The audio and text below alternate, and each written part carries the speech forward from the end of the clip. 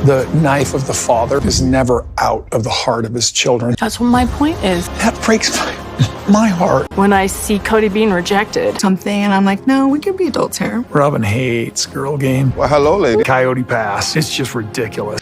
Closing on it, and everybody's going to have their money, and it'll be bye-bye. So there's a lot of water under the bridge, a lot of baggage there. What if I told you that not a single soul actually likes Cody and Robyn?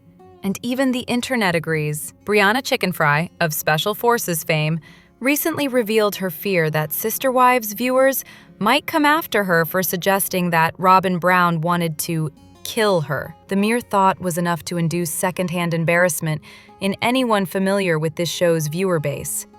Not because of what Briana said, but because she actually believed for 1 second that fans of Sister Wives might be defenders of Cody or Robyn. Let's be perfectly clear.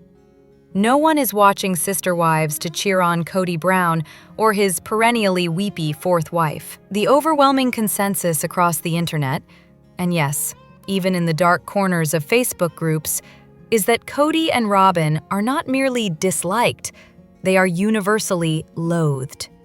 The only people who seem unaware of this are Cody, Robyn, and perhaps one rogue Facebook admin desperately curating a fantasy land where Robyn is the heroine. That tiny island of delusion aside, the digital landscape is a barren wasteland of support for them. Briana's fear of retaliation might be understandable if she were discussing Beyoncé's hair or Swifties' sacred rituals.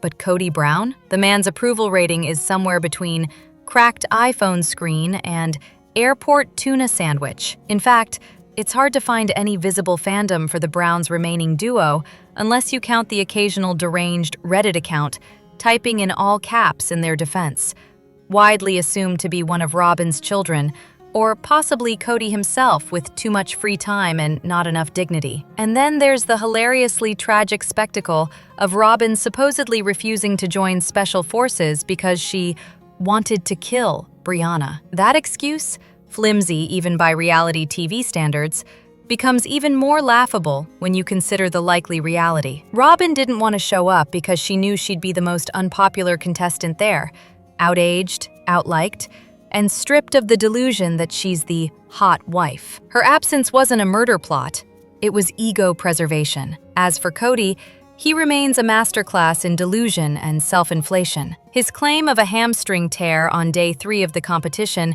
was particularly rich, considering he was later seen running, lifting, and navigating terrain with the ease of someone whose biggest injury is a bruised ego. The man wouldn't recognize a consistent narrative if it paid him child support. He says things without thought, because thought would require introspection, and that's never been his strong suit. One can easily imagine Cody returning home, twisting the entire experience into a tale of flirtation and admiration, spinning Briana's disgust into desire, and feeding Robyn a fantasy that conveniently flatters them both. If Robyn's response involved jealousy, it would only reinforce the uncomfortable truth she worked so hard to avoid. She's no longer the prize she once believed herself to be. So no, Briana, rest easy. The Sister Wives audience won't come for you. They're far too busy collectively rolling their eyes at Cody's lies, Robyn's martyr complex, and the ongoing performance art that is their relationship. If anything, the viewers are grateful someone finally said out loud what they've been screaming into the void for years. Here's what no one on Special Forces will say out loud. Cody Brown wasn't beaten by the show. He was beaten by women he underestimated. Cody Brown's performance in the final episode of Special Forces offered all the subtlety of a sledgehammer. Contempt for the women, disdain for authority, and a level of self-regard so inflated it could qualify as its own airspace. Watching him recoil at the idea that the women outlasted him was almost theatrical. The surprise on his face suggested he had fully expected to coast past them. Not because of skill or endurance, but because he is, in his mind, a man, and therefore the default victor. His behavior toward the interrogator made this delusion even clearer. The sneering, the defensiveness, the irritation. It all pointed to a man deeply unaccustomed to being challenged by anyone, especially women. Yet, even after his early exit, he still managed to blame his hair for his failure. Apparently, Follicular misfortune is the newest scapegoat in his long list of excuses. Cody's relationship with polygamy has always been rooted in a hunger for patriarchal dominance, whether he intends to admit it or not. With a father already modeling plural marriage, he stepped into it assuming he'd preside over a quiet, obedient chorus of wives. Early impressions of Mary as meek only reinforced that fantasy. Then came Janelle and Christine. Women who, inconveniently for him, were independent, vocal, and resistant to being managed like household inventory. His resentment simmered quietly until Robyn entered the picture, playing the role of the docile, worshipful spouse with practiced precision. She offered him a stage where he could play head of the household without interruption, and he took full advantage. But the performance changes when the audience shrinks. Spending time with Robyn 2 or 3 days a week left plenty of room for illusion. Living with him full-time, especially after COVID, removed the haze. Even the most devoted actress grows exhausted performing compliance 7 days a week. Whatever script Robyn thought she'd signed up for, the reality is far less flattering. His treatment of the women on special forces only reinforced what's long been visible. He treats women as a category, not as individuals. His refusal, or inability, to learn their names, referring to them only as ladies, felt disturbingly familiar. The term isn't inherently offensive, but in the mouths of self-satisfied men who wield it like a verbal pat on the head, it becomes a tidy summary of their worldview. He likely walked away believing he won by virtue of being the last man standing, conveniently ignoring the fact that 2 women outperformed him. Briana's advancement beyond him was a particular indignity. She endured grueling challenges, fought through personal trauma, and held her ground despite being patronized by him at every turn. His attempt to belittle her work, reducing her career to just podcasting, was another example of his knee-jerk misogyny, thinly veiled as curiosity. Watching the instructors shove his hair into a puddle felt less like punishment and more like long-delayed symbolism. Off-screen, the pattern continues. The loss of his son did nothing to prompt introspection or repair the fractured relationships with his children. Instead, he clings to Robyn and the narrative she has carefully cultivated for 2 decades. A narrative in which she is the victim, the moral compass, the misunderstood martyr. Yet the truth remains uncomfortably simple. She has encouraged division, benefited from it, and now must live with a version of Cody she once only had to tolerate part-time. Her loyalty will last precisely as long as the show does. When the spotlight fades and the financial incentive evaporates, the exit door will look increasingly inviting. And when that day arrives, Cody will be left alone with the consequences he spent years manufacturing. The damage with his children will be beyond repair, the illusion of control shattered, and the only person left to blame will be himself. For all the theatrics, bravado, and misplaced superiority, one question remains unanswered. What exactly did the Special Forces staff expect him to do for the women? They seem to have overestimated his capacity for empathy, leadership, or basic respect. The unfortunate truth is that he has none of these qualities. No matter how many wives he once collected or how many excuses he continues to invent. Robyn didn't fall in love. She made an investment, and now she's watching the stock crash. If Robyn Brown ever loved Cody, she's doing a spectacular job of hiding it. At this point, she seems more like a long-suffering roommate than a romantic partner, and not a particularly tolerant one. She's taken issue with his dancing, recoiled at his kissing, critiqued his facial hair, and even told him he smells bad. One wonders what's next. Shaving his head? Installing a mute button? Frankly, either would solve at least 2 of his more persistent issues. What's unfolding isn't a marriage. It's a painfully awkward, slow burn of buyer's remorse. Robyn, once the winner of Cody's chaotic polygamist Olympics, is now left holding the prize. a sulking, self-absorbed man with fewer redeeming qualities than a broken washing machine, and it shows. The competition with the other wives gave her purpose, validation, status, attention. With that dynamic gone, so is her interest. She no longer has Christine to one-up or Janelle to outmaneuver. All she has now is Cody, and it's clearly not enough. She didn't fall in love with the man.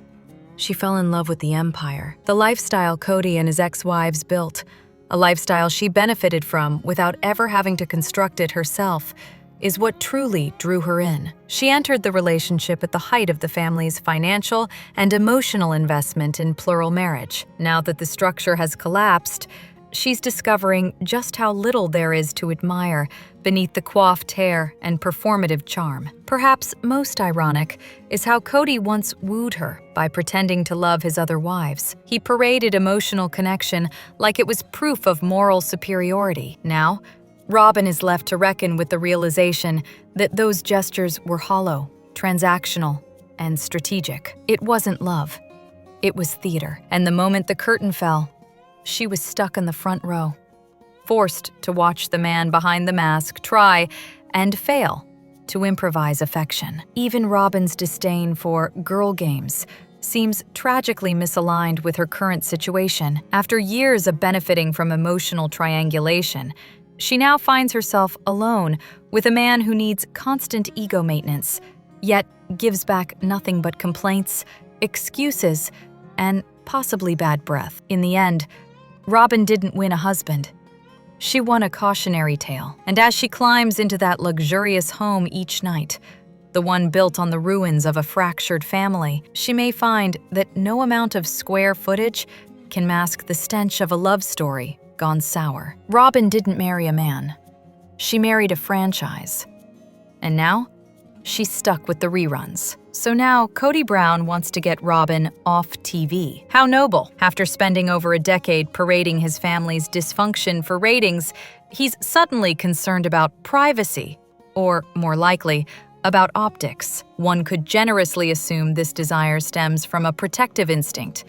But more realistically, it reeks of desperation to salvage Robyn's crumbling image, or perhaps to soften the public's eye rolls before they hit peak velocity. Of course, Robyn herself may be just as eager to fade into the background. The shy, sweet, reluctant fourth wife persona wore thin seasons ago, and public perception has shifted from mystique to mockery. She once managed to hover on the show's periphery, appearing mostly in couch interviews or heavily curated porch scenes, keeping the messier parts of her life off-screen. That era is over. With no sister wives left to absorb the spotlight, or blame, she's far more exposed and visibly uncomfortable with the scrutiny. And why wouldn't she be? Viewers have turned their attention to everything she once kept hidden.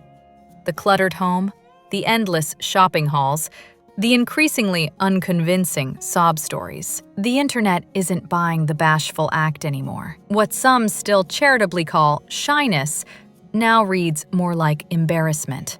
And given the years of manipulation and division she helped orchestrate, perhaps rightly so. Then there's Cody, whose apparent plan for life post-Sister Wives seems to involve launching a solo TV career, because nothing says growth like trying to pivot from failed patriarch to reality TV rebrand. His brief stint on Special Forces was met with visible irritation from the cast within a week. The idea of him surviving on a 24/7 filmed set like Big Brother is laughable. Watching him squirm under constant surveillance while being forced to coexist with people who don't worship him would be riveting, if not a masterclass in male fragility. Someone suggested a more poetic form of justice. Cast him on a show like Brother Husbands, where he'd compete with other men for a woman's affection. The horror. Imagine Cody navigating a world where he's not automatically the sun in everyone's orbit. His ego wouldn't survive the first group date. Meanwhile, Robyn's so-called retirement plan looks suspiciously like passive luxury. Let Cody chase TV scraps while she reclines on a porch, surrounded by dolls and regret. With the show dwindling and the finances tightening, Her future looks less like calculated success and more like a slow decline in cable-sponsored comfort. And speaking of finances, Cody's side hustle of selling gun accessories at trade expos isn't exactly sustaining a four-mortgage lifestyle. Described by some who've witnessed it firsthand as resembling a garage sale, the operation reeks of a man clinging to the illusion of income. His prior resale business was shut down after skirting regulations, and once he alienated his church community, the same group that made up most of his customer base, his earning potential collapsed with it. This entire situation is less a family legacy and more a cautionary tale in reality television economics. Stars like Cody and Robyn built a lifestyle on the shaky foundation of being just interesting enough to keep cameras rolling. They spent big, saved little, and assumed the spotlight would last forever. But when the show ends, and it inevitably will, they'll be left with oversized homes, dwindling public interest, and a reputation that's aged like milk. As for Mary, some speculate she might finally speak out and air a few damning truths. But that seems more hopeful fantasy than likely event. The more pressing issue is that there's no image rehabilitation left for this duo. No spin, no scripted confessional, and certainly no off-TV disappearance will undo the reality they created, one that millions watched unravel in real time. Reality stars often forget the cameras eventually stop. Cody and Robyn are about to find out what's left when they do. Cody didn't skip the showers because he didn't know.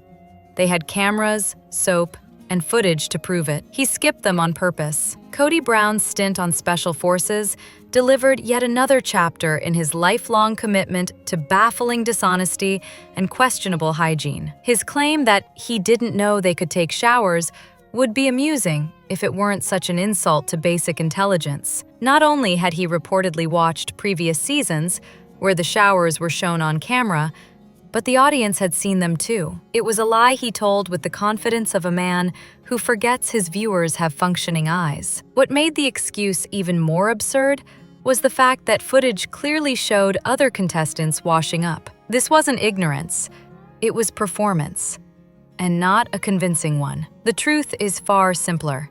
He avoided showering because cleanliness would have required abandoning whatever elaborate ritual he performs each day to coax his curls into camera-ready shape. Unfortunately, the grooming avoidance didn't stop at showers. Reports from the cast revealed a truly breathtaking lack of basic hygiene. He relieved himself in bottles at night rather than walk to the latrines, shared deodorant he forgot to pack, and even urinated on the tent floor, only to dismiss the act with the logic of a toddler. If no one saw it, it didn't happen. Even his castmates were stunned, not just by the behavior, but by how willing he was to admit it. The most confounding part of his entire narrative is the logistics. If he truly believed showers weren't available, why didn't he bring every cleaning supply known to man? This is someone who grew up on a ranch, camped regularly, and should understand the importance of basic hygiene when living in close quarters. Yet, he arrived unprepared, uninterested, and apparently determined to cultivate a scent he believed would broadcast masculinity. His behavior had less to do with misunderstandings and more to do with ego. Some even suggested he resisted showering because he wanted his natural pheromones to impress the women, or because he assumed his presence alone would inspire hormonal chaos. Others speculated that communal showers presented a more personal insecurity, the fear of being exposed, literally or figuratively, among men he openly idolized. Whether the motive was vanity, delusion, or cowardice, the result was the same: a stubborn refusal to bathe, paired with another flimsy lie to justify it. It's remarkable how often he lies about things already captured on camera. 20 seasons of Sister Wives have documented this pattern, and Special Forces simply offered it new scenery. He still exaggerated,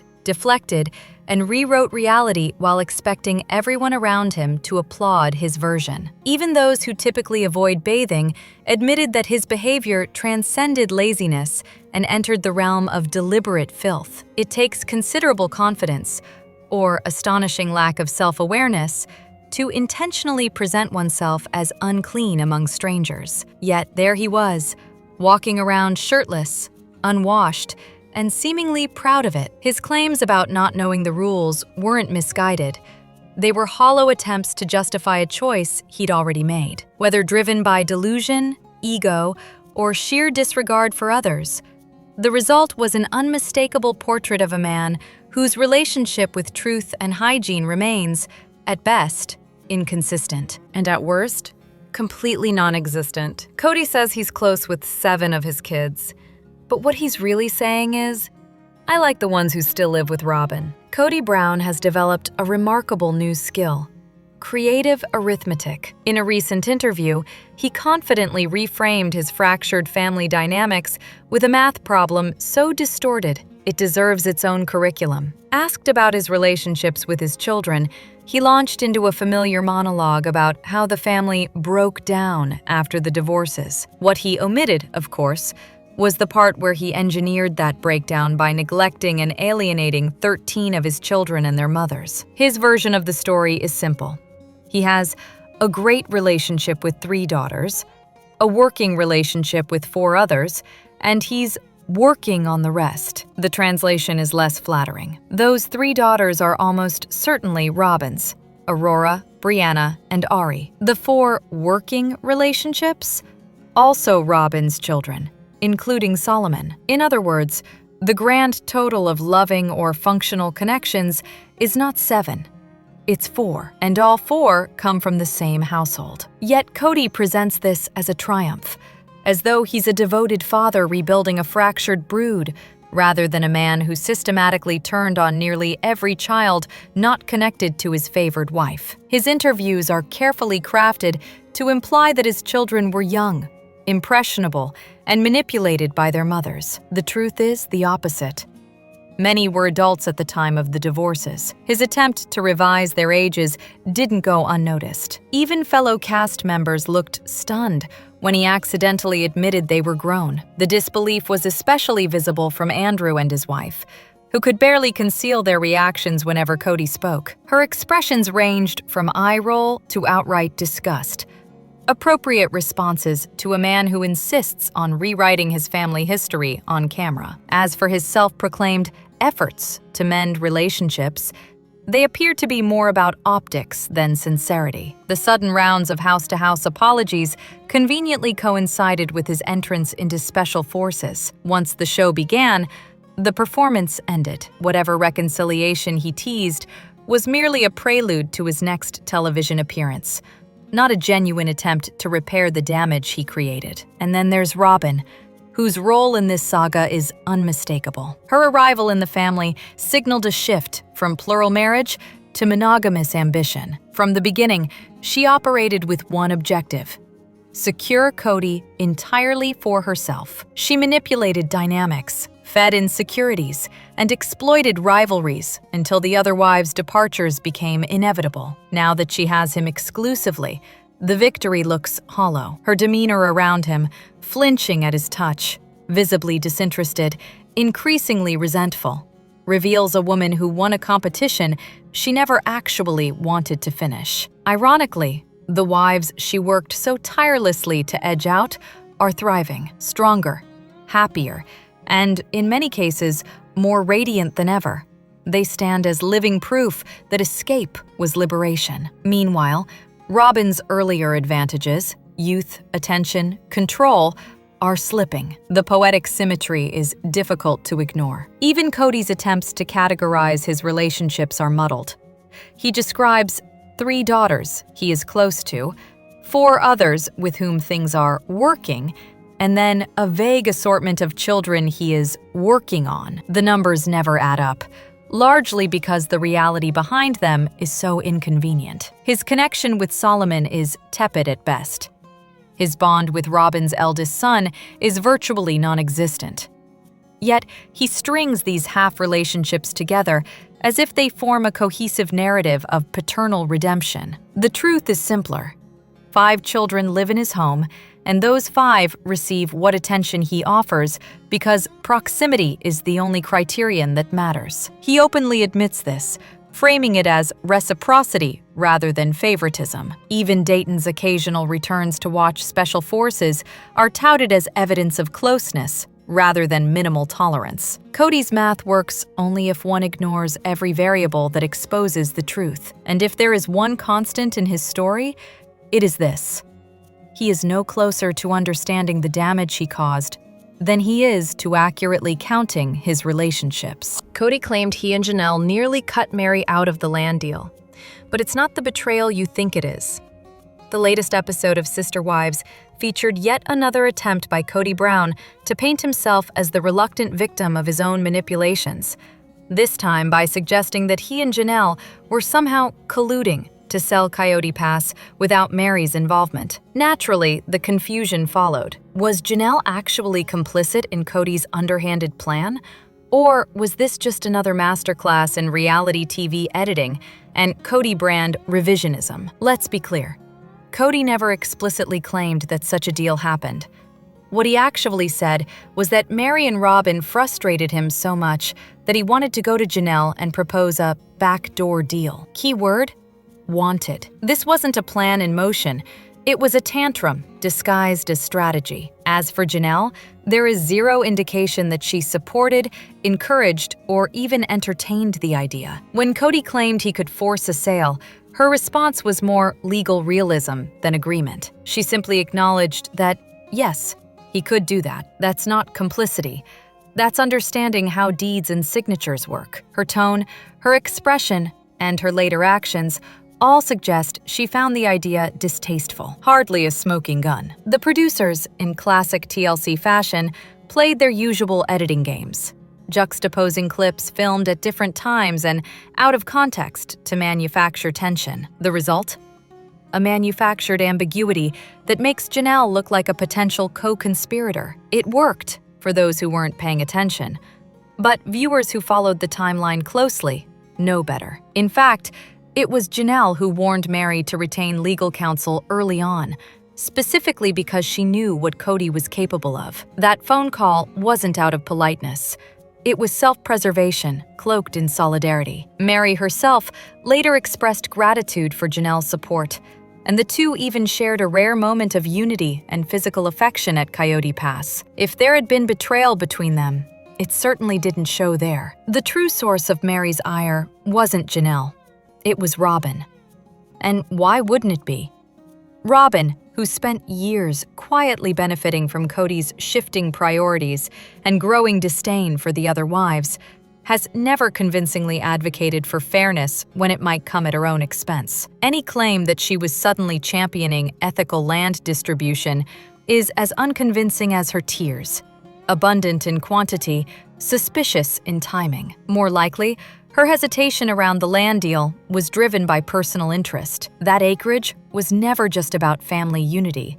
It was an inheritance plan in disguise. If Janelle had actually supported cutting Mary out, it would have already happened. Cody, ever eager to make a self-serving move look like a team decision, would have run with it. Instead, he floated a hypothetical to justify his own bitterness and tried to hide behind Janelle's practical, detached response. Ultimately, Janelle's actions speak louder than any selectively edited soundbite. She alerted Mary, respected the legal process, and stayed out of Cody's game playing. And unlike Robyn, she wasn't dragging her feet to preserve future property lines for her children. She was dealing with the situation as it was. Ugly, messy, and made worse by a man who seems less interested in resolution than in shifting blame onto whoever's not in the room. The math here is simple. Janelle didn't throw Mary under the bus. Cody just wanted us to think she might. He didn't cut his hair for style.